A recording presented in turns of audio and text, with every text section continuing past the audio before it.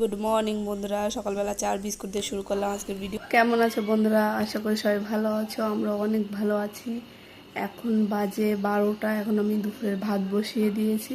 সকালবেলা মনাদের খাইয়ে দিয়েছি, খেয়ে দিয়ে ওরা এখন ঈশান ঘুমাচ্ছে, শুতে একটু টিভি দেখছে। চলো বন্ধুরা, পরে আবার দেখা হচ্ছে। আজকে টক ডাল রান্না করব আর শাক ভাজবো, চলো দেখতে থাকো। দেখো 1 কিলো ডাল আমি ওই ডাব্বায় ঢেলেছি, এখন এটাও ঢেলে রেখে দিচ্ছি। ঢাকায় আটকে রাখলে ভালো থাকে। দেখো আমের আচারটা আমি রোদ্দুরে দিচ্ছি, তোমরা তো দেখেছো আমি আমের আচার বানিয়েছি। 2-3 দিন হয়ে গেল রোদ্দুরে দিচ্ছি রোজ। দেখো এখানে আমি শাক ধুয়ে রেখে দিয়েছি, আর পরে কুচাবো। আর এখানে ডাল আমি জল ঠল দিয়ে রেখে দিয়েছি, এটা এখন আমি বানাবো।